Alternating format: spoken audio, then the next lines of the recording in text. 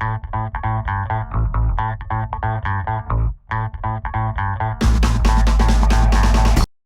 this is John Cola with OKRaw.com. Today we have another exciting episode for you, and today I find myself on the beautiful island of Maui here in Hawaii. And the reason why I'm here is because I got to come to Hawaii on a paid vacation, or working vacation, to speak at the Vegetarian Society of Hawaii. If you guys haven't seen that episode already, be sure to check it out. It's definitely one of my best. I'll put a link down below this video in the description so you guys can check out that video. In any case, when I go to different places around the world, the first place I stop for finding local source food is the farmers market. And they have some amazing farmers markets here. The best one for you guys is actually the Upcountry Farmers Market on Saturdays. And that's where I ran into the Maui Tempeh Company, talked to them more, and decided today to come here and shoot this video for you guys. Now you might be thinking, John, you have a raw foods channel. You promote eating uncooked fruits and vegetables in their raw and natural state. Why do you got a tempeh company? You know, and what you guys think of tempeh is a little bit different than how they think of the tempeh here at the Maui Tempeh Company. You know, people might think of tempeh as that basically a meat substitute for vegans. That's highly processed, packaged in a little plastic package that you might buy at your health food store. Now, yes, while that is a kind of tempeh, it's a highly industrialized, processed tempeh that is also pasteurized. So when they pasteurize it, they kill all the beneficial and potentially harmful bacteria, if any are in there, and also they lock in the shelf life. So what I'm really actually against in life is actually foods that have an infinite shelf life. These foods are the foods that are not alive to us. As the guy on Shark Tank would say, you're dead to me. It's dead to me, right? And the Maui Tempeh Company, they produce something different. They have a live tempeh that'll still start to grow if you raise the temperature and take it out of refrigeration, and it has a short, about 2-week shelf life once you buy it, and it should probably not be consumed after that time because it kind of basically goes old and spoils and goes bad. And so that's what I want you guys really to eat besides just a raw food. I want you guys to eat foods that actually spoil, because the foods that spoil, guess what? They have beneficial bacteria and probiotics and mycelium on there that'll cause it to spoil. And these are the things that are really important to us. They're known as our microbiome without getting too far into it. And we need these microbiome to basically, they're comprise part of our immune system and help us digest our food.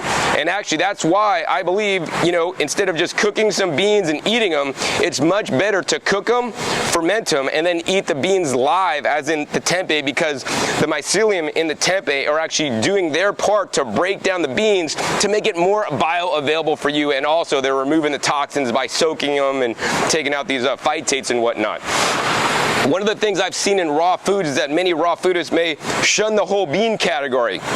I eat fruits and vegetables, John, and yeah, while fruits and vegetables are great, I also want to say that there are plenty of different phytonutrients and phytochemicals in beans that are actually quite healthy. They've done studies that show people that eat beans live longer, right? So how can you include beans on a raw foods diet while still maintaining your dogma or principles that you want of having the highest quality food that's going to serve you the best?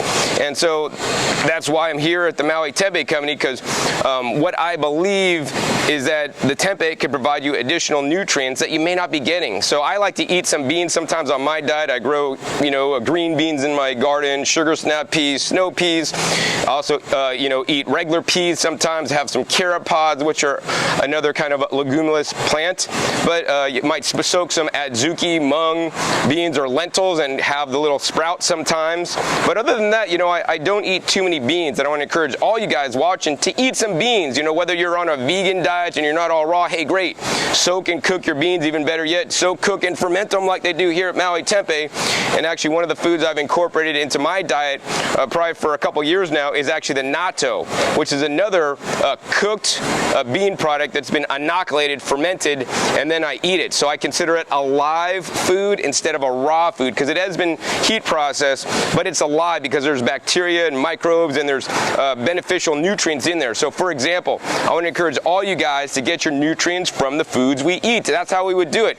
And if you're a vegan, you may not be getting enough K2 if you're not eating it in different things or your body's not creating it like some people say we can. So I want to make sure that I'm getting enough K2, so I could just say, vegan diet doesn't work, it's deficient in K2, I'm just going to eat meat to get my K2.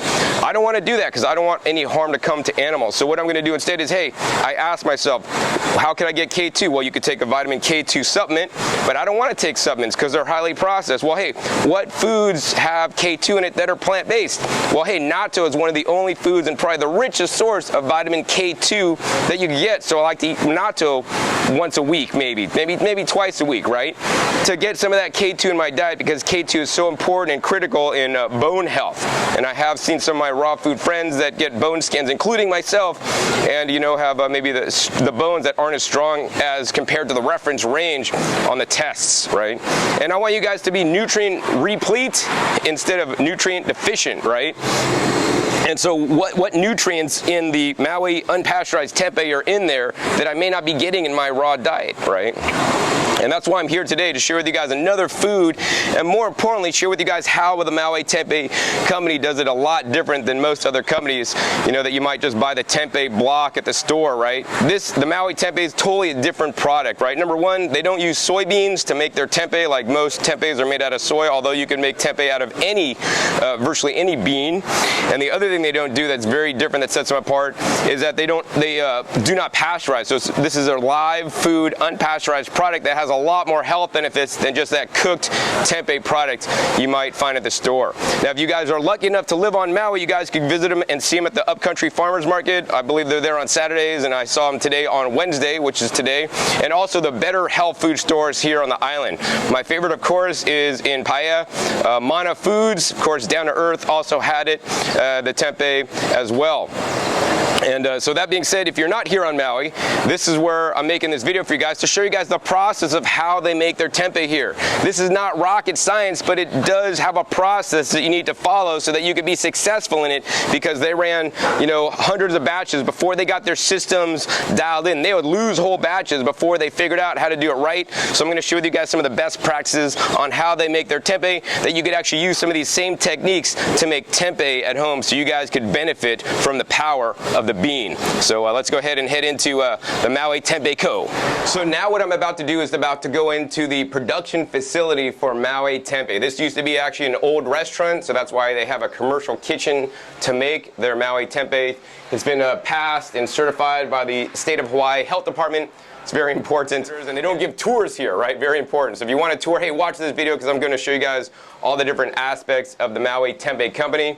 And if you want to get their product right, check them out at the farmers markets or local health food stores. Now, if you're a chef or a restaurant owner or store here on Maui, definitely want to call them. They do deliveries, and you could buy it wholesale for use in your restaurant. And I think a new and emerging food to use for people that are demanding more plant-based diets is the tempeh. So, if you're one of the big top chefs here on Maui, you should be incorporating the tempeh to provide your customers more healthier options that you guys could flavor up, because tempeh will basically take on the flavors of whatever you marinate it in and cook it in, or in my case, uncook it in.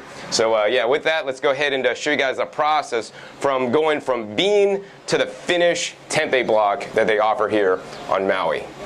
So the first step of creating a good tempeh is starting out with the best beans. And here at Maui Tempeh, they've literally sourced and scoured the world to find the highest quality beans, that each batch is individually tested to ensure it meets their high standards. Now, they get shipments over from the mainland of all these beans, and then once they get them, they bring them up to the second story, which is a lot of work, and they store them in these big bins so that no vermin, pests, bugs, or anything could get in there, so they remain safe until they're ready to run their batches twice a week. So let's go ahead and open up one of these guys. It's almost adult proof. I could barely get in here. But anyways, inside these bins here are these big, huge 25-pound bags of organic Adzuki beans. And these beans are USDA, and the cool thing here is that they're not using the soy to create the tempeh like many other tempeh companies do. A matter of fact, you could make tempeh out of virtually any bean out there, and they sometimes even have mixes of beans and grains. I've seen tempeh with beans and rice, mixed in, because the mycelium will basically digest and break those beans and the nutrients in the beans down and make it more bioavailable for you. And also you'll get the benefits of the beneficial microbes that are doing and responsible for that fermentation. So once they get the beans, they're sitting here until they take them out, and then they have to actually crack the beans and remove the husks to make the tempeh, because the microbes, the mycelium, can't really digest through the hard seed coat. This also removes all those phytates that are not a healthy thing to eat in any kind of high quantities. Another thing I want to talk about is the soy, that's commonly used in tempeh, right? In this day and age, I don't really have a problem with eating some organic, non-GMO fermented soy, as long as it's sourced from a good, sustainable place, and I could guarantee it's non-GMO. Although there are big problems, because most of the soy now that is grown GMO, genetically modified. I do not believe this is a healthy thing to eat. That being said, I know there's a lot of controversy out there about soy and how it's maybe good or it's bad. My personal opinion on soy is that whole soy foods, non-GMO, organic, used and eaten in traditional methods such as natto and even some miso in smaller amounts can be quite healthy for a diet. I do not advocate the use of processed or extracted soy isolates, whether that's a protein powder or other soy isolates.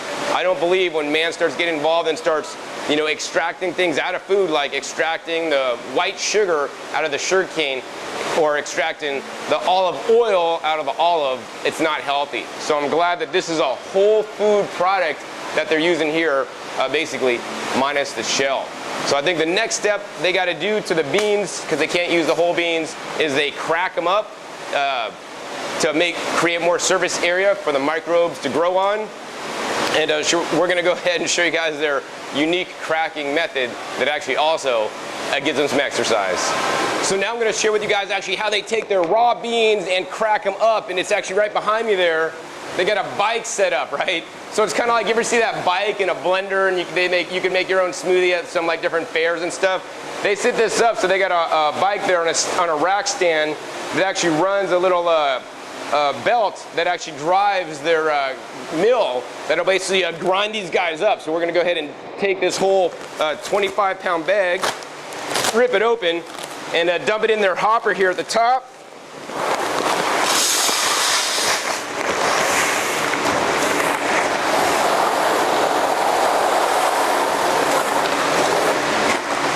And we're going to go ahead and get on the bike, and I'm going to get some exercise here in Hawaii. And we're just going to go ahead and pedal like a speed racer. You don't want to do it too fast. And as you guys can see, out the backside, they're getting ground up, and they're coming out ground instead of whole. So let me show you guys what I did to those beans. So now I'm going to share with you guys what I did on the bike besides building up my calf muscles. Let's see, we're going to go ahead and grab some of the beans here that are uncrushed. And now basically they're just trying to like split up the beans. And so that's what we got there. You could easily do this with a mill at your house to grind up the beans like this. Now the next step is they got to take these beans and soak them for like 24 hours to get some of those, to number one, get the shells off, and number two, get rid of some of the enzyme inhibitors that are existing on the bean. So now I want to show you guys actually the next step after you got the cracked beans there. They got to basically soak the beans, and it's just not rocket science how to soak beans. So they're just going to take the beans, the cracked beans, and just put it in this pot here. And then we're going to go ahead and take this hose here and fill it up with some water. Yeah, just soak them in water. Make sure you cover them really nice. Once you got them soaked in water, then you're just going to go ahead and let them hang out for about 12 hours to soak and kind of get soft. It's going to make the cooking easier. You're also going to be removing the enzyme inhibitors and whatnot. So the next step, once you've been soaking them for about 12 hours, and these have been soaking basically for 12 hours, some of the shells are going to kind of come off and kind of be floating around in there. You want to pour off this soak water. It's very important. You want to get rid of this soak water. So they got these little strainers right here. We're just going to go ahead and pour this carefully into the, over here into the strainers. And as you guys can see, we're going to shake this down and get all that liquid out.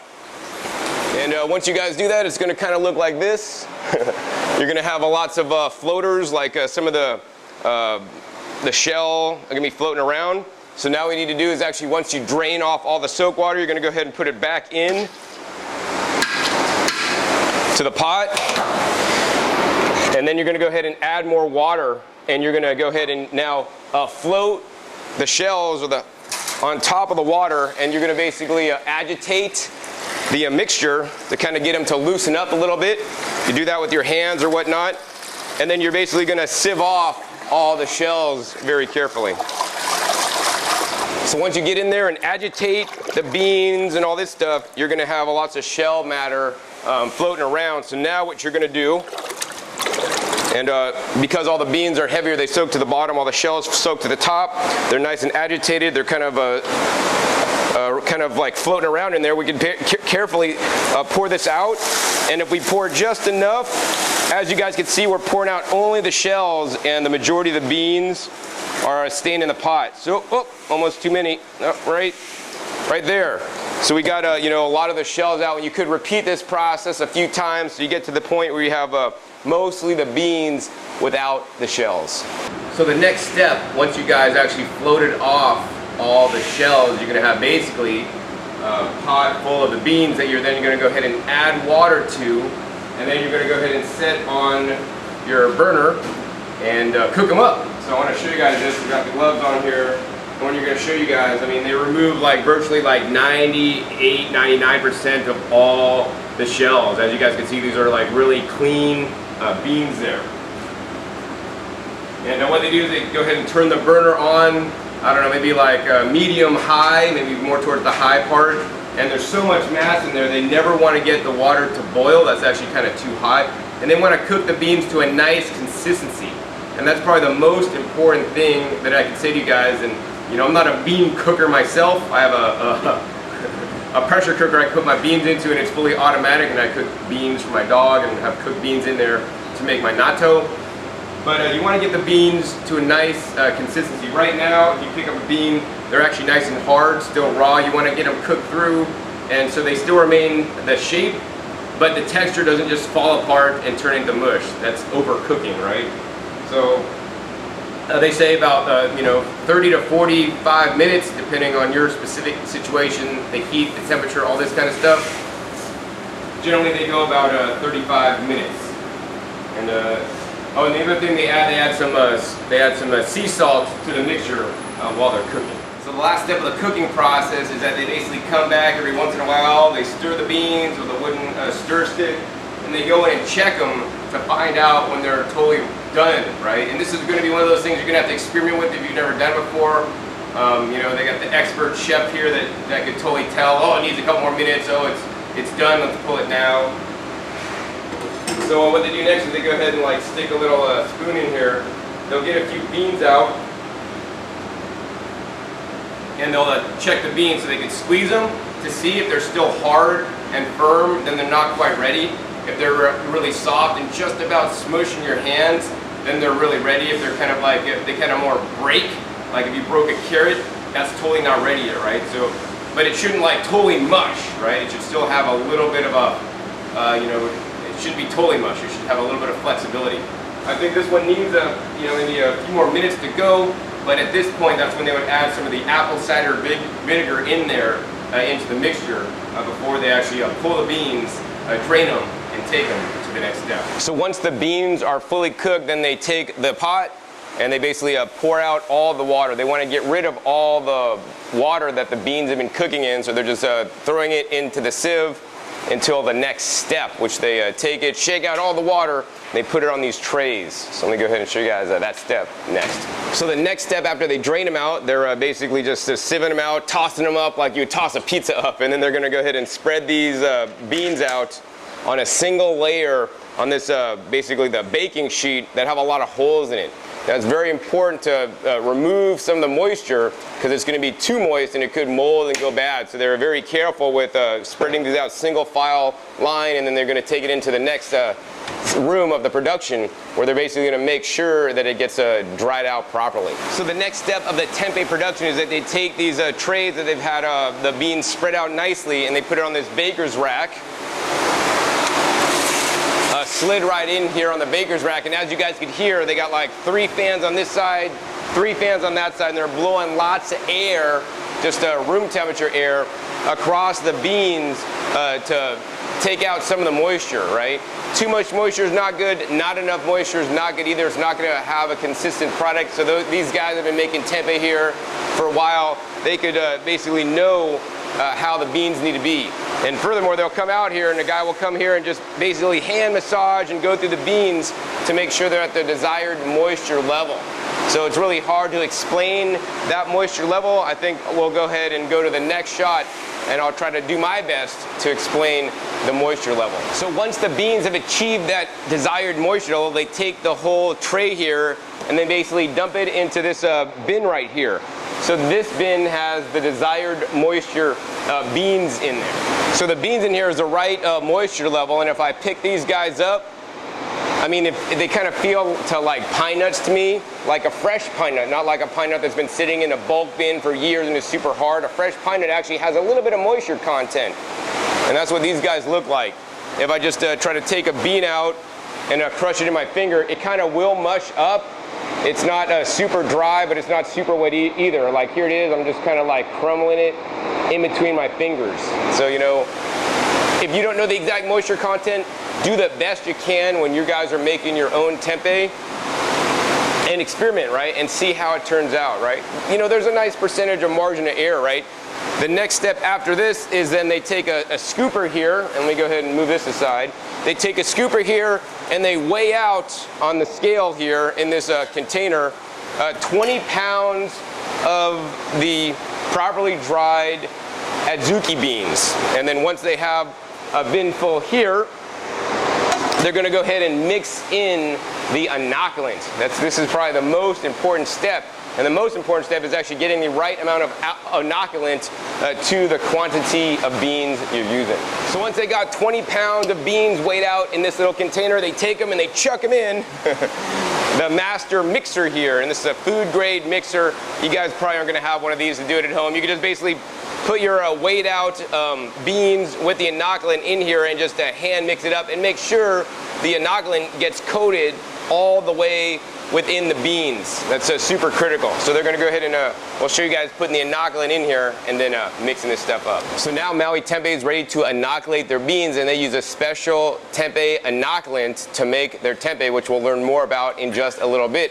But the most important thing when you're making tempeh is to use a good inoculant. So they get a certified inoculant that every batch is tested to be bacterial contamination free. You know, there was a challenge a while back with a company that made some tempeh that had some E. coli, but that was because the inoculant was contaminated, right? So I want to ensure if you guys do buy a tempeh starter, make sure you get one that has been tested so that it's safe to use and doesn't have any contaminants in there. The other thing about that is make sure you get one that's fresh. Super critical, super important, right? If you're ordering it online, if it's not available near you, you want to make sure the company you're buying it from ships it in a refrigerated packs, because this thing needs to stay cold or they could go bad, expire. And if you start out with a bad tempeh starter, you're not going to get tempeh. It's not going to work for you guys. So here at Maui Tempeh, they store their tempeh starter here in the fridge in a nice cool temperatures. And they have it basically packed, double protected in this outer container here. And then we could open that up and you guys could see the culture in there inside. It's just known as the tempeh starter culture. And it's a tempeh, rhizopus, molds, rice, and soy stored in cool, dry place. So yeah, so we're gonna go ahead and take this stuff and inoculate the batch. So now that we got the inoculant out of the fridge, we're gonna go ahead and put the inoculant over here. And what they're doing is they got precise scales here, and they're measuring the proper amount of tempeh inoculant for the 100 pounds of beans they have over there. And in this case, they're using about 150 grams of the tempeh starter. Now you guys are not making 100-pound batches of tempeh, so you're not gonna be using 150 grams of the tempeh starter. The stuff can get actually quite expensive. So what I wanna do next for you guys is actually share with you guys a specific formula so you guys know how much tempeh starter to add when making your tempeh at home. So here's the basic formula you guys want to use so you guys know how much tempeh culture to put in. So to 600 grams of dry beans, you want to add 5 tablespoons of vinegar and 1 teaspoon of the tempeh culture. And so that's very critical to get this proportion right. You could also do Google searches to find out, more specific proportions, depending on your specific situation. I think the next thing I want to do, I want to go ahead and inoculate these beans with the culture. All right, so now I got the 150 grams of the starter culture, which is the perfect amount for their 100 pounds here. And we're just going to go ahead and take it in here and shake a little bit in at a time. You don't want it to like glop down and go in one spot. You want it to get evenly distributed. So I'm just shaking a little bit at a time in different parts of the beans as they kind of rotate around really slowly. This is very important to get a nice consistent mixture in there to make sure all the inoculant mixes and touches each and every bean. Super critical.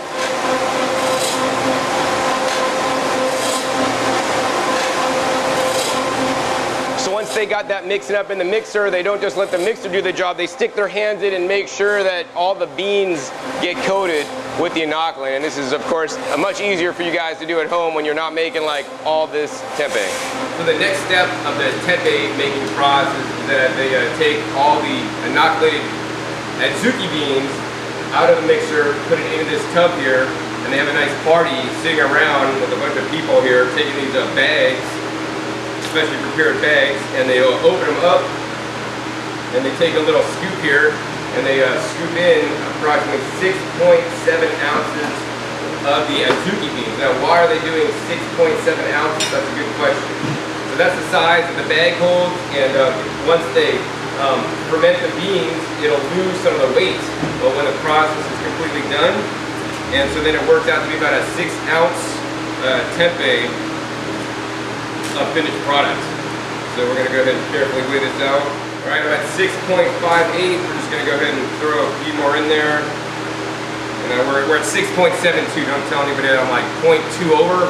I think we'll be all right. So we're going to go ahead and seal this up. And they all go into this big bin here, waiting for the next step. So now I want to show you guys the next step of the tempeh making process. They got the filled bags with a proper amount of inoculated Adzuki beans. And then they're basically like lining these up on a nice cutting board, and they got these rolling pins, not to beat your significant other over the head with when she does something you don't like, but to roll out the tempeh. And so they need to basically mash down the tempeh so it's all like packed together so the mycelium could grow and could grow into really nice blocks. So as you guys can see, they're just rolling this down so they're nice flat packs instead of these nice fluffy ones right here. And yeah, that was it. The next step of the tempeh making process is that they take the rolled packs and they carefully put them on these NSF wire racks, so that, and then they take them into the room where it's then fermented at proper temperature. So once they got the inoculated Adzuki beans into the bags and rolled out flat, they put them on trays that pretty much look like this, and then they roll it in to the incubation station, which is basically a heated chamber that's cordoned off, and they keep it at the precise temperature for about 14 hours to allow the mycelium to grow and to culture. And so what we're going to do, we're going to go ahead and leave it here, and we're going to come back tomorrow, and we're going to go ahead and pull it out and show you guys what it looks like. So as you guys just saw, we put these guys in the incubation station maybe like 12 hours ago. It's now the next day. Came back to Maui Tempeh to show you guys the full process. I mean, making good tempeh is a process, and I mean, we want everything done quick. And tempeh takes some time, and there's much probability for it to go bad and spoil.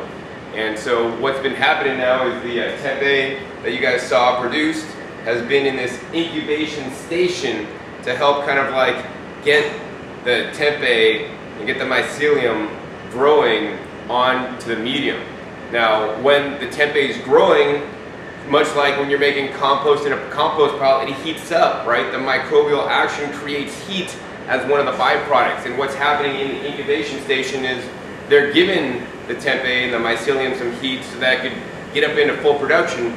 But then the problem is the tempeh could actually overheat, and if it overheats, then it could go bad and spoil. And so that's no fun. So what they do is in this incubation station, they got fans with thermostatic controlled heater fans that keeps it at the proper temperature, maybe like in the high 80 degrees range. And then they monitor the temperature inside the tempeh to make sure it doesn't get too hot. So let me go ahead and show you guys one of the racks inside the incubation station and how they monitor the temperature. Alright, so as you guys can see here at Maui Tempeh, they take their tempeh seriously. They got multiple thermometers inside their incubation station. They got one right here with the humidity and the temperature on the inside. They also got two temperatures right here, right on either side, so they can like monitor precisely. Now, once the temperature inside the tempeh hits 99 degrees, they want to pull it out because now it's done having its incubation time and is grown rapidly. Now they need to slow down the growth, because if the tempeh gets too hot, like if it gets up to 103, 104 degrees, it can spoil, go bad, and start to smell like cat pee. Not good. So what they do next is they're going to go ahead and come in and they're going to go ahead and pull out the tempeh. They're on these nice stainless steel racks.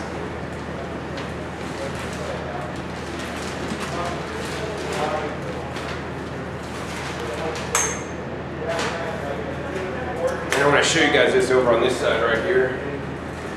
Over on this side right here, I don't know if you guys can see that, but right here, they have a little thermometer thing. And this thermometer, what it is, it's a food thermometer, and actually have it stuck in to one of the packs of tempeh. You guys can see the food thermometer. This is like a meat thermometer. You know, I've used these inside my dehydrator, make sure my dehydrator doesn't get too hot when I'm dehydrating some raw foods. But they got it stuck inside the probe, inside the middle of the tempeh, to make sure the core temperature does not exceed 103 at all costs. But when it gets up to like 99 degrees, they pull it out of the incubator and they put it inside this room with lots of fans, and maybe even sometimes turn on that air conditioner to keep the tempeh cool, because as the mycelium is growing and doing what it does, it creates the heat, and they want to keep that cool. And they want to provide the right temperature for the tempeh to thrive. So that's very important. So they take random samplings off some of the different tempehs on the trays here, and then they're just basically going to set it in this room for about another 24 hours until they're ready to bag it up. So we'll be back at you to show you guys the bagging process next. So after the tempeh is pulled out of the incubation station, it's basically on these metal racks here, and you guys can see just the banks of fans. They got 6 fans. They only got one going on right now, but the tempeh needs constant monitoring to ensure that the temperature is maintained at a proper temperature range. Very critical and very important, right? They don't want the inside of the tempeh getting above 99 degrees, and they take this seriously. They have a guy checking like once every hour, and even sometimes staying overnight to make sure that the tempeh is at the right temperature, because if it gets too hot, they could lose the whole batch, and this is definitely not too fun, especially when they have lots of bags and labor involved in preparing and making all this tempeh. So they got, once again, the thermometer set up, so they can see the internal temperature. They have a set temp on the thermometer, so if it hits 99, it starts beeping, so that if somebody's here, they can hear it beeping, and they'll actually turn on more fans, even turn on the air conditioner in the wall. I mean, probably the next step is they could get little like things that buzz them on their phone. I mean, they got these temperature probes now that you can probe things, and it could ring you on your phone, man, to come down and take care of it. So I think they're moving in that direction, but they got this really simple temperature monitors at this point. But yeah, they're just going to keep this stuff cool. And as this is sitting here, the mycelium inside the tempeh is growing. Right now, if I picked up one of these bags, and if I open this up, which I won't do, if I open this up, I would just take it out and basically be almost like cooked Adzuki beans. It wouldn't stick together, it wouldn't have that nice tempeh texture. It wouldn't, I mean, the mushrooms are still, the mycelium is still kind of growing within there and kind of like eating up the substrate and making this more alive. So yeah, definitely a process to make a tempeh. What I think I'm going to come back next for you guys, actually show you the next process after 24 hours of sitting here under proper controlled temperature, and that's once again I don't know, between like, I think one reading is 86 inside this rack, and that reading is like 91. So once again, they don't want to give above 99, but you know, they want it to be around 90, 93 is like the perfect temperature for the tempeh and to thrive, and to the mycelium to thrive inside there. So anyways, we're going to come back the next day, you know, once this is done fermenting at the proper temperature, and we're going to show you guys the bagging process. So now it's the next day, and I'm back at Maui Tempeh, and we're going to show you guys the next process they do. And I mean, this is artisanal tempeh. You know, a lot of tempeh that's made that you might buy in the store, it's all like computer controlled, machinery, automated, all this kind of stuff. I mean, they put the love into the tempeh here. So anyways, you guys saw the rack come out. They had it under a controlled environment situation, which has gone on for approximately 24 hours. And then right now here, these guys, if you guys look at that, it's like nice and formed over like a nice white like cake, literally. Wow, that's actually a nice representation of what it should look like compared to when I looked at it just yesterday. It looked like beans. You can see the beans would, you know, break apart if I like cracked it. But this now is like a whole block of tempeh here. And so that's what's been going on all night. The mycelium has been growing. They've been consuming and digesting the beans so that you guys don't have to. So you're going to get better uptake of the nutrition and the proteins in the beans by letting the microbes do the work for you. But now the problem now is that they kept this out and kept this in the controlled environment. You know, the mycelium would keep eating the beans, and then eventually they'd run out of a food source, and then it would just spoil, go rotten, go bad. And they don't want that to happen, so now they gotta cut that process off so that they could get you guys the freshest and best tempeh on Maui. So what they're gonna do next, actually, they take these, once it's been out for 24 hours, they're gonna go ahead and take it and put it into these Ziploc bags. And they just take a couple of these guys, put in a Ziploc bag here, and seal it up for security, fold it over. And let me show you guys the next step on how they basically put these mycelium into hibernation. So the next step is they take this tempeh that's actually still warm, and once again, they're really monitoring to make sure the core temperature does not get above 99 degrees. And so this is still activated. So what they're going to do next is going to go ahead and take one of these nice big igloo coolers, and if you're looking for one this big, Costco sells them. And then they're going to take this, they got a big cooler full of ice they're going to put in here. And they're going to go ahead and bury it with ice, shut the cooler, and then they get to go to the beach for about a half hour, maybe an hour, and chill out while the core temperature in the tempeh drop down. And what's going to happen at this point is, you know, the mycelium is going to go into hibernation. You know, they're still going to be alive in there, but everything happens much slower in the cool temperature of the cooler, or the cool weather. So, you know, you guys slow down in the wintertime, right? You just don't feel like moving as much. You don't go outside as much. And that's what happens to the tempeh here. They basically, the mycelium go hibernation until it's at a nice temperature, and when it gets warmer, and then it flourishes. So they want to cut this off before the tempeh goes bad. This is very important. And another thing that's also very important is, unlike most tempehs that you would buy in the store, virtually 99.9% of all tempehs you buy in the store, unless it's a local company near you, and there's very few of these companies that, you know, make local grown tempeh that's unpasteurized, ones in like Austin that I've gotten before, Texas, but it's very far and few in between. But if you're finding that shrink wrapped plastic tempeh in the store, that's been pasteurized, and instead of doing the process of, you know, cutting off and putting the mycelium into hibernation, they basically cut off the mycelium and basically kill them by pasteurizing it using high heat. And this destroys some of the very nutritional value of the tempeh that I'm wanting to consume. So, you know, I would encourage you guys to seek out or even make your own unpasteurized tempeh. So the next step after the tempeh has gone into complete hibernation for maybe a half hour or an hour, sitting in these coolers, they take the Ziploc out of the cooler. All these outer Ziplocs are reused, and they open this bag up, and then they basically put the tempeh in one of these bins over here to have one of the workers split and cut open the bags. So, you know, these are one-time use bags. That's virtually how all other tempeh companies make their tempeh. And the cool thing about that is that you can worry about no contamination because they're not reusing any kind of plastic bag. and all these plastic bags do get recycled. That's definitely really cool. And this is the only plastic that comes in contact with your tempeh during the whole process.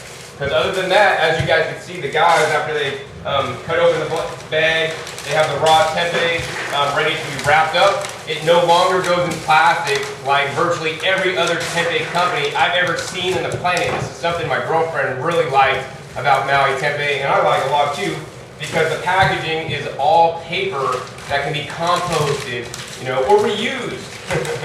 And so they basically wrap an inner wrap of the tempeh, and then they put an outer wrap on it with a nice little sticker with date code. So I want to show you guys actually the importance of the date code on an artisanal product that does have a shelf life.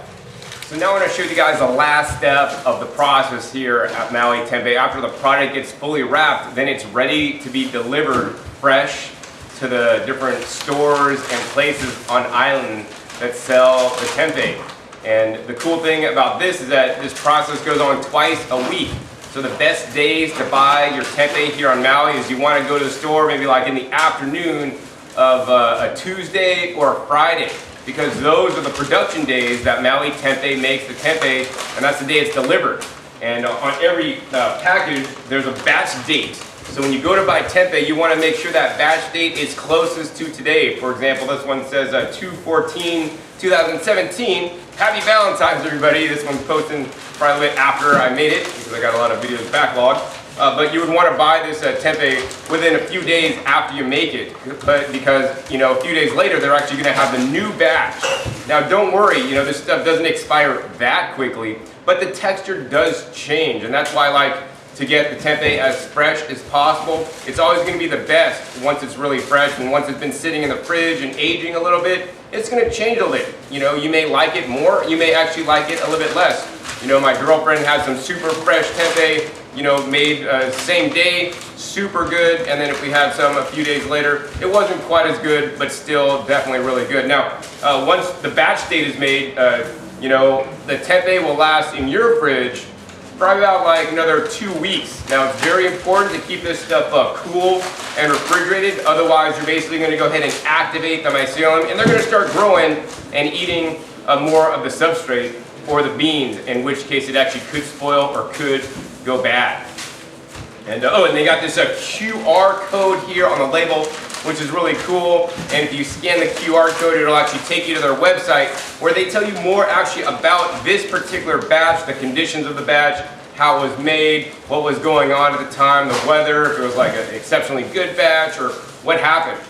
So I like that they have more accountability and transparency when making the tempeh. Now I want to show you guys actually some black stuff that grows on the tempeh, and you guys are going to find out if actually that's a good or a bad thing.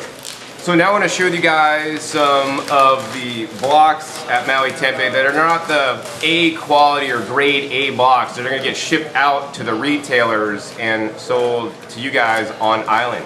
Now what I'm going to say in this section only applies to the live tempeh, unpasteurized, that Maui Tempeh offers. If you guys are buying another tempeh that's been pasteurized in the store and it's grown black mode, that could be a totally different thing, right? So be aware of that. Anyways, as they're unpackaging the tempeh after they've been you know, sitting in the plastic bag, you know, fermenting or culturing, and then they stop that by putting in ice. They pull out and take apart each bag and carefully inspect each and every tempeh block to ensure you guys are going to get the highest quality tempeh, you know, without any kind of bad ones in the batch. And so what I'm looking at here are their B blocks, or grade B blocks. The ones that are the rejects. Now, you know, they will not sell these for the retail market. They want you guys to have the highest quality tempeh, but you know, some of the guys might take this home or whatever and eat it, and like I'm gonna do, I'm gonna, you know, eat it today. But some of these blocks, you know, they maybe just didn't like form properly. So on this tempeh block, you guys could see, like, this is the side is looks pretty good, right? This is how tempeh should look. And unfortunately, most tempehs you buy at the grocery store, they don't look like this. They don't have this nice capping of the mycelium as it goes over. It pretty much just looks like beans that are stuck together, because that's like a non-complete tempeh that's not going to have all the beneficial nutrients that a true living tempeh that goes through the whole cycle is. Because, you know, companies are out there to fleece you of your money and take your money. And most times they're gonna cut corners so that they can make a finished product and sell you something that may not be true to how it was originally made. So the Maui Tempeh Company makes this more in a traditional way, how tempeh was originally made in Indonesia. Anyways, this is how it should look. Just pretty white there. But on this side, if we look, we could see white, on this side pretty good, but there was an air leak that was evident. And as you guys could see, if you look really closely, we got some black mold growing up here, or what you might call mold. And then actually, it looks like some of the beans. And this is what the product you would buy in the store, just a pasteurized product in the store looks like. And the beans, when I press them, they're hard because there was airflow in there, and because it wasn't a right environment for the mycelium to grow, they didn't colonize and digest some of these beans. Furthermore, we got a little bit of the black stuff growing. And that's basically just the mushroom fruiting. So this is not a bad thing, and it's totally fine to eat. If you should buy the tempeh and it's sitting in your fridge for a few days, it might get some black spots, and that's totally fine. That's like maybe the next stage of the mycelium growing. And just to show, we're gonna go ahead and take a block here. Look at that, it's nice and black there. I'm gonna go ahead and eat it. This is some really good tempeh, man. Fresh made. This stuff is the bomb. Like, have you ever guys had like sourdough bread? Like sourdough bread, like fresh in San Francisco. They got the yeast of San Francisco that makes the bread rise.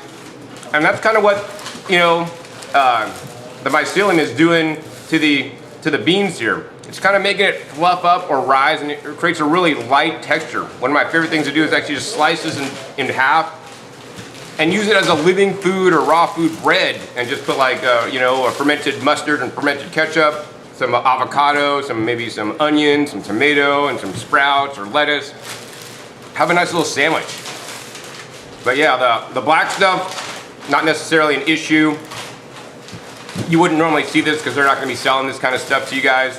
And the texture, man, this stuff is simply amazing, the texture. You guys gotta try it. This tastes nothing like that pasteurized tempeh product that's like a lot more dense, with a much higher water content. Now this is fresh production, right? If this was to sit around in a few days in the fridge, it's gonna condensate, it's gonna get a little bit more water weight. So that's why I encourage you guys to get your tempeh fresh there. Now what you do wanna look out for on the living tempeh product is any kind of blue spots. If you see blue spots, then it's not good. You need to throw that tempeh out. Now, as I said a little bit earlier, this fresh tempeh will last about 14 days past the production date, fresh. And within a few days of the production date, you could go ahead and freeze it. But once it gets too old, you can still freeze it, but you wouldn't want to, because at that point, there's a lot more moisture in the tempeh, and then you're almost gonna be freezing like a lot of water or ice. But I enjoy you guys to buy your tempeh fresh and eat it right after you buy it for the most enjoyable time. So next, what I want to do for you guys is actually sit down with the owner of Maui Tempeh and ask him some important questions, and share with you guys more important information about tempeh, its health benefits, and why he started the company and all that kind of stuff. So now I have the pleasure of introducing to you guys Jaime Tourin, the owner, founder, and creator of the Maui Tempeh Company. And that's why the Maui Tempeh Company is here, because of this man. So I want to thank him a lot for doing this, because this is a lot of work. I mean, I've come back to this shoot 3 days to get a little part of the process, because they're doing something a little bit different every day, and to get the whole process, had to come back 3 different days. So this is my last and final day, and then this afternoon I get to go out and like film some cool permaculture farm or something like that. But anyways, I want to ask Jaime some important questions about the tempeh, so that you guys could really learn about this great, what I would consider superfood that's been eaten for thousands of years traditionally. And that's what I want to encourage you guys to eat. I want you guys to eat traditional foods. There's all these new foods. They're making like high fructose agave syrup. I mean, that's not a traditional food, man. That's a man-made food that we're making to exploit and get money out of the agave plant, right? But the tempeh has been eaten for thousands of years. So the first question for you, Jaime, is why did you even decide to start the Maui Tempeh Company? This is a lot of work, and so many things happen, and I wouldn't want to do it. Yeah. Well, really, I have 2 kids, and we love veggie burgers. So we were trying to figure out the best way to make the most protein-rich veggie burger. And we started making all these, mixtures of beans and grains and seeds and everything. And when we found tempeh, we found that was the best binder for a veggie burger. So I was like, oh wow, we got to make our own tempeh, So we started making tempeh to make veggie burgers, and then I just fell in love with the tempeh just on its own. So, and then most tempeh is made from soybeans, so we just were like, let's choose Adzuki beans, you know, and there you go. Just kind of birthed itself just like that. Yeah. That's cool. I mean, veggie burgers, in my opinion, are definitely healthier than like a hamburger, but you gotta watch out. A lot of those veggie burgers these days you might buy pre-packaged at a big box store, even your health food store, man, made by these big food conglomerates, and they're adding, you know, not only just the veggies and maybe some beans and other things, but all kinds of different artificial like binders and fillers and preservatives, and we don't want none of that. So I would encourage you guys to, you know, make your own veggie burgers at home using vegetables, right, and nuts and beans. But if you don't want to do that, you can just go ahead and grab some tempeh and, you know, use that as either a bun like I've been doing the last couple nights, or you can just use that as the burger, right? It's a great meat substitute. So let's talk about that, Jamie. Let's talk about the benefits of eating tempeh over like a beef patty that's made with GMO corn and soy. Yeah, well, there's two obvious benefits, and there's personal benefits for your body as opposed to, like, you know, the beans after they've been fermented into tempeh are way easier to digest than meat, for one. So it's better for your body. The nutrition in the beans and the protein gets absorbed into your body a lot easier, which puts your body through less work, less struggle to process all that and to really gain the value from it. And the other benefit from eating plant-based protein and tempeh other than beef is that it's better for the planet. I mean, a lot of people know right now that, you know, the livestock industry it contributes huge to the global warming and to our climate crisis right now. So by eating plant-based proteins, you're not only like doing something better for yourself, you're doing something better for the planet. So that's always awesome. It's a plus. So I mean, the other thing that's very important to me is that, you know, to recognize that tempeh is an ancient food. It's a traditional food eaten over in Indonesia. So what would you like to share about tempeh as a traditional food and how it was eaten for literally thousands of years over in Indonesia? Well, yeah, they were growing a lot of beans over there already, and, you know, it was to eat meat as a protein staple in a third world country a long time ago. It was harder. If you ate meat, it's because you were, you know, you're wealthy. King, you're rich, yeah, you were privileged. So they to ferment the beans is, you know, a way to preserve for a little bit longer the protein, and again, it's healthier. They knew it was healthier for them.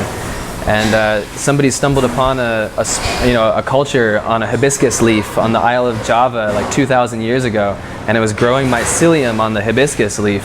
So they, you know, propagated it off the hibiscus and then started the tempeh process, and it's been the same culture ever since.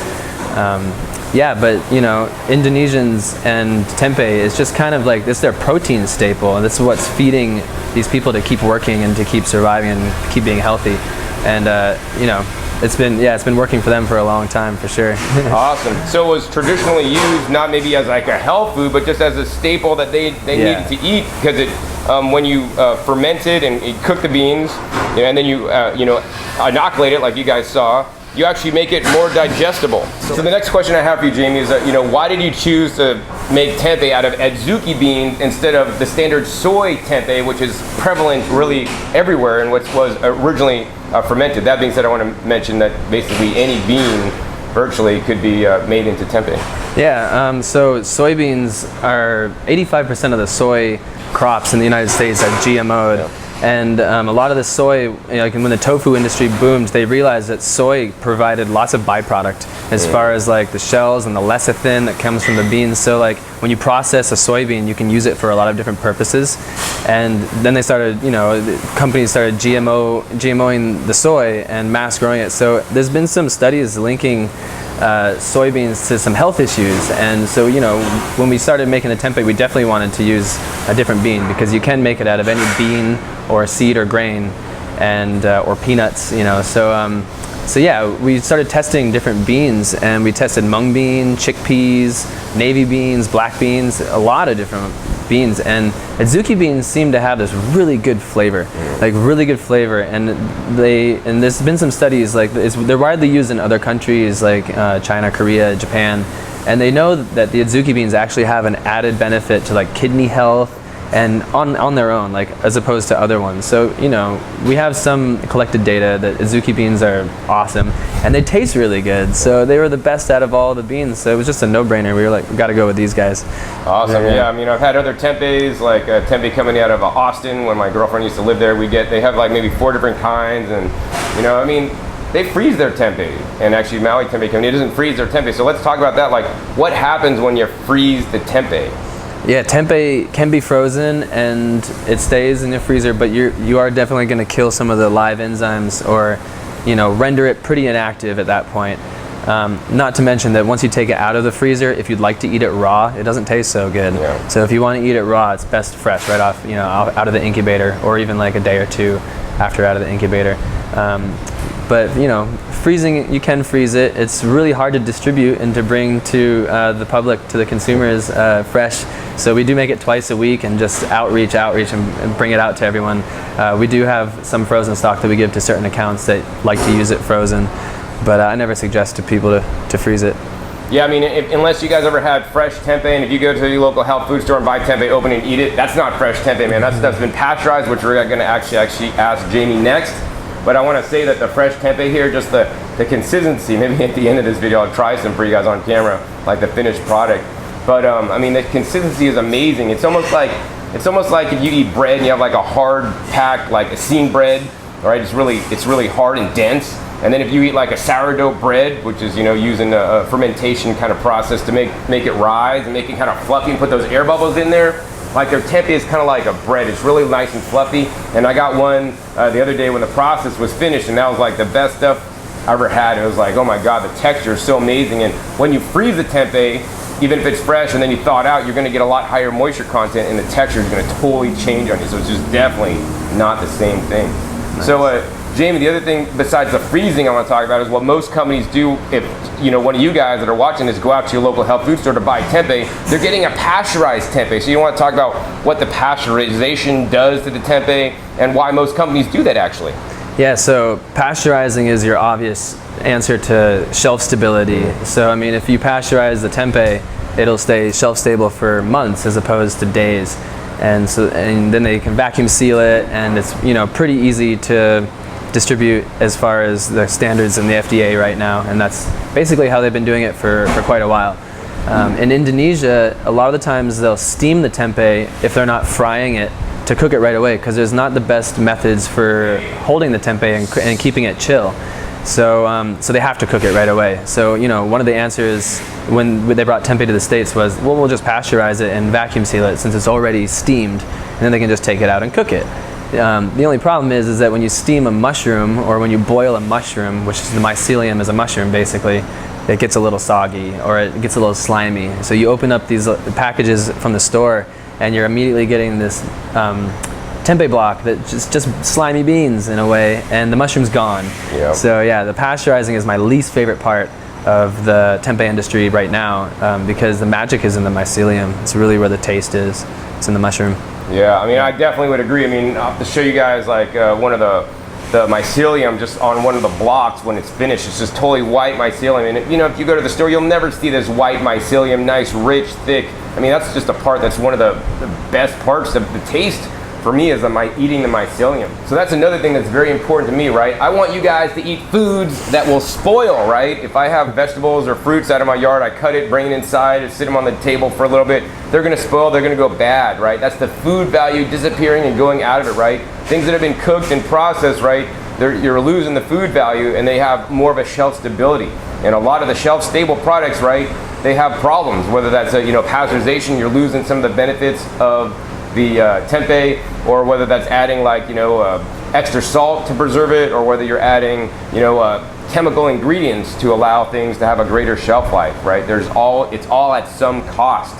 So Jaime, the next question I want to ask you is regarding like pasteurized tempeh, or tempeh once it's been fried or cooked, right? You're losing something in the tempeh, like the living mycelium or the mushroom that I think also people should eat more of. But have you seen any kind of data or research on the beneficial probiotic or beneficial effects of tempeh that can be lost from cooking or pasteurization? Yeah, this is something that I'm really interested to find out more about, because here on Maui, everyone's really interested in probiotic food. And a lot of people will eat the tempeh raw thinking, I'm getting probiotics. And you probably are getting something, although I'm not sure exactly what it is, because you're eating like cordyceps, like live mushroom. Right. And it'd be eating like a live mushroom. So what are you getting when you go to the store and you eat a portobello just raw? You're getting something really beneficial from that. So you definitely get that, and that is killed when you cook the tempeh for sure. As far as the protein, the way that tempeh was originally made and eaten, like the protein is still intact. But yeah, we really pride ourselves in the culture that we use to be really awesome and clean and tested. So all of the people here on Maui who want to eat it raw and get that added value can do it safely and know that our tempeh is really good for that also. Yeah, it's awesome. Yeah, and that's a caution too. You know, if you're not sure that it's a good tempeh, cook it to make sure you don't have any bad bacteria in there, like they had outbreaks before on certain tempeh companies in certain parts of the country. So Jaime, because it's an unpasteurized and uncooked product that you're selling to the public, it's still alive and living. And actually, I experienced this yesterday when you guys gave me some tempeh before I left, the fresh batch. I put it in my car. I tried to keep it as cool as possible, but hey, I was out at a farm for like 4, 5, 6 hours filming a video, and it was staying in the car. And I turned the AC up on high before I got out, and I put it in a little compartment. And like when I got back in, I checked my tempeh. I'm like, oh my God, it's so warm. It's like, it's just active. This is still alive. It's still trying to ferment more and all this kind of stuff. So then I instantly turned on the AC, put it down to 60 degrees, and hold the tempeh blocks up to the AC as I'm driving and trying not to crash. Then flip it over to the other side. I gotta cool this stuff down like they put it in the ice coolers like you guys saw earlier. I want to stop that fermentation because I mean it could go a little bit longer, but if it goes too much longer, it's gonna spoil and go bad. And I want to eat and enjoy this tempeh. So I'm like, man, I gotta eat one of these now on the drive home, man, before it goes bad or something. And I'm eating it. And it was pretty good, actually, kind of warm, actually. It's kind of really kind of a cool experience.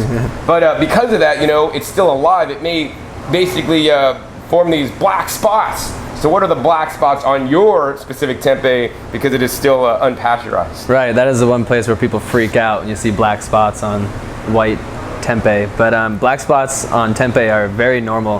And if you notice, even on the pasteurized stuff like Light Life and West Soy, Tofurkey, you got black spots covered all over it. And what they actually are is when the mushroom and the mycelium's growing, if it's so active or if it over ferments a little long, which is totally fine too, the mushroom will cap and fruit. And so you're actually seeing little microscopic mushroom caps on the tempeh, which is totally fine. You know, you go out to Indonesia and you're seeing, like that's why they fry it right away or steam it right away, because they're trying to cut off the fermentation so it doesn't just turn completely black. But yeah, but it's, you know, totally normal. Don't freak out about black spots, especially on fresh tempeh.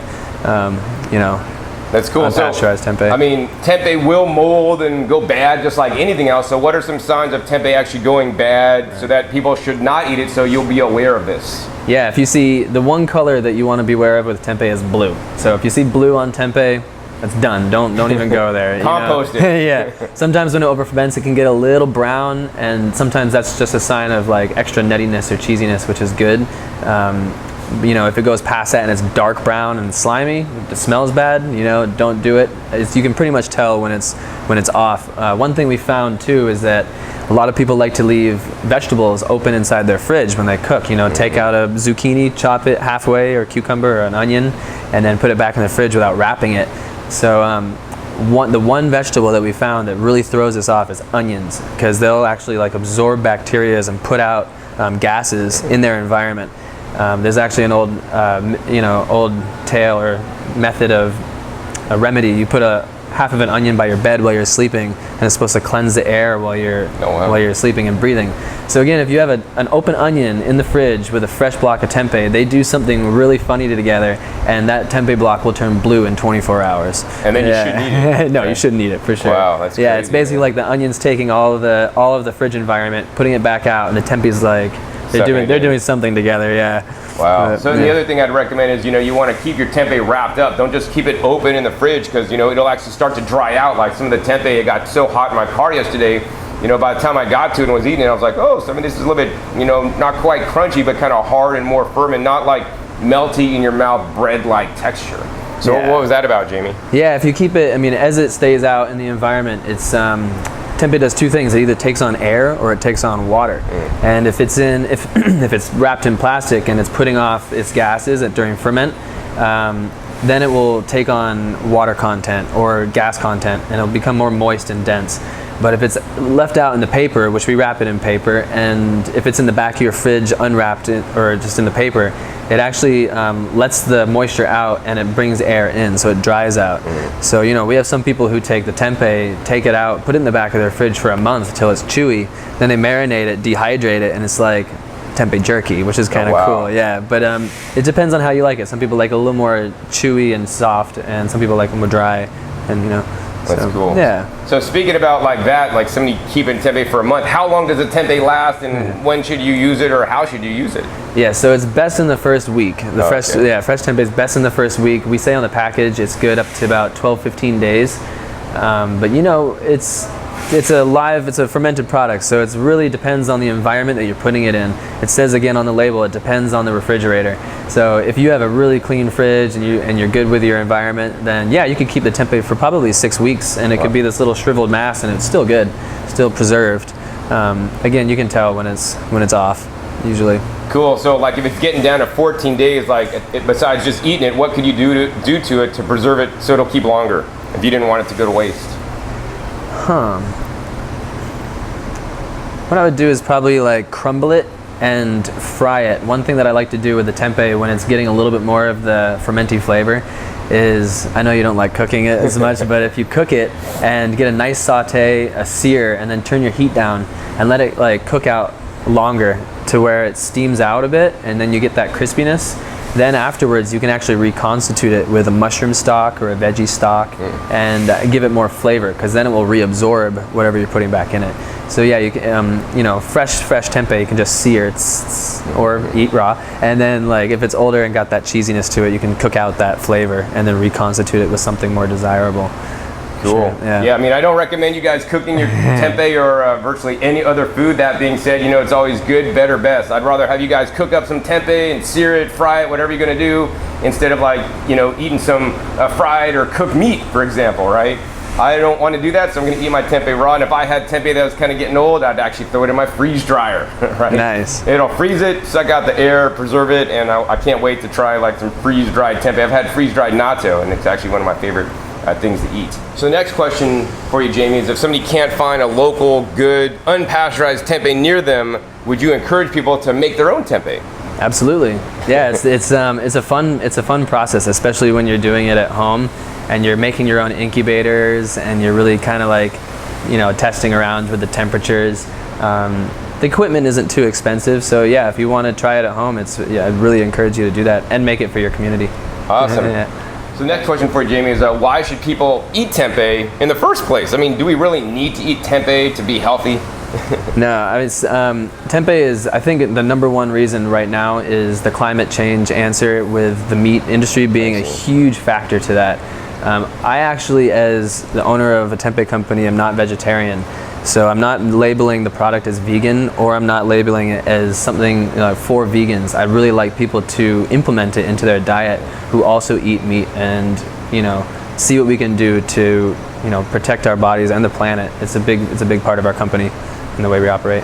Awesome. Yeah, I mean, everybody should just eat tempeh, and instead of eating meat or other worse things, eat tempeh. I mean, I would personally rather, I wouldn't eat tofu, but tempeh, the unpasteurized tempeh is way better than tofu. So what are your thoughts on tofu versus tempeh? If somebody's picking it at the health food store, one or the other? Well, tofu and tempeh are two different textures, so two different products totally. So if you want to use tofu in like a scramble, like a vegan scramble, or if you want to use like silk tofu in a sauce, it's a great way to emulsify things, and it's a good flavor. Just make sure you're getting organic, good tofu. You can also make tofu out of other beans. It doesn't need to be soy. We've made Adzuki bean tofu, and we've made black bean tofu, and it's really interesting. So you can mess around with that, but tempeh is better. Right on. So so it seems like you want to just basically get tempeh out to the world. And so you're doing that here successfully on Maui so far. But say I have a viewer there in Michigan that lives in Michigan, and like they see this video, they're just like totally inspired. Do you do like consulting to like help get other people around the country like started with their own tempeh company so they can make local tempeh? Because I think really this is the answer. We don't need big food conglomerates like making pasteurized tempeh and distributing it to everybody. We need to have like local tempeh companies in like every major city across the world, so that tempeh could get out to more people and more people have choices and actually really good choices and really good tempeh, instead of eating things that are maybe worse for them and worse for the planet, such as meat. Yeah, we have some consultation services, so anybody who's interested in making tempeh, they can contact us. I mean, I've learned from other people, and it's, I think Betsy Shipley and Gunter Plouffe pioneered tempeh to the United States in the early 80s, and they thought about it, doing it in the late 70s. So it's been a while, and it's like definite lineage of people who've learned from each other, and there's a need for new procedures and new books and new methods on this whole in this whole tempeh industry, and we definitely want to be advocates for the industry and push it forward. So if you have any questions, definitely give us a call. We'll tell you as much as we can. Awesome. Yeah. So I just want to put in a heads up to let you guys know that Maui Tempeh Co. does not ship their tempeh off island. Not yet. Currently, and if they do, they're going to ship it to the surrounding islands and maybe one day even the mainland. But if somebody wants to get a hold of you at your tempeh here on Maui, where would they buy it? Well, the best place to get it is from us at the farmers market, because the farmers markets here on Maui are an amazing experience, and you should definitely check it out. The Upcountry Farmers Market in Pukalani on Saturday mornings is probably one of my favorite farmers markets I've ever been to, and I've been to them in multiple countries all over the world. Definitely a good one. Yeah, we were just at the Kula Farmers Market this morning, and that's growing really big, and it's getting really super fun, and everyone there is awesome. There's other stores here that sell the tempeh. Mana Foods is a very popular store, and they sell lots of tempeh, and we're always keeping them stocked fresh. Down to Earth is on the islands, and they have our tempeh. There's other places that will carry it, and you'll find it on the menu at some of the restaurants here. But you can come visit our facility in Wailuku and come see us directly and talk about it. It's always good. All right, cool. And then what's your guys' website and contact information so people could contact you if they're so interested? Yeah, we have a website. It's www.mauitempeh.co or .com, either way. And we have wholesale request page there, or you can order the tempeh from us online and pick it up. But yeah, just come by and see us. Our hours are listed, and our number is there. So yeah, we're available most time. Cool. And do you have any other words of wisdom or comments that you'd like to share with my viewers before we sign off for today? Oh man, well, if you're watching this in the first place, you're on the right path. So yeah, just come try it out. Don't be afraid. Again, even if you're not vegetarian or if you don't know what's going on, just try it. I mean, tempeh is basically delicious. There's no way else to explain it. Like this fresh tempeh that we're making, like when people ask me what it is, I don't really get into it. I just say it's awesome. It's delicious. And they're like, okay, well, what is it? Well, you prep it like this and you just try it. It's delicious. So really, you just just dive right into it and try it, and there'll be so many different ways you can go with it from there. It'll really sporulate into something special for your life, So yeah, I like that word, sporulate. Sporulate. I'm gonna sporulate. Inoculate. So anyways, if you guys enjoyed this episode of me at Maui Tempeh, it took quite a while and dedication to film, hey, please be sure to give me a thumbs up. Also be sure to share this with everybody you know, like send it on Facebook, send it to your meat eater friends, send it out to your vegan friends, your vegetarian friends, send it out to everybody so that they can be more aware of tempeh, which is another amazing food here on the planet, and more importantly about the Maui Tempeh Company that does not pasteurize their food and does not use soybeans to make their tempeh either. Also be sure to click that subscribe button right down below so you don't miss out on any of my new and upcoming episodes I've coming out about every 5 to 7 days. And be sure to check my past episodes. My past episodes are a wealth of knowledge. I visited even Awakened Tea Kombucha here on Maui, made a cool video with them, and I visited the Hawaiian Superfoods Company. They make the kefir. I have a lot of really intricate, detailed videos on the process of some of these manufacturers so that you guys could do it at home or support some of the cool local company here on Maui. So with that, my name is John Kohler with OKRaw.com. We'll see you next time. And until then, remember, keep eating your fresh fruits and vegetables and unpasteurized tempeh. They're always the best.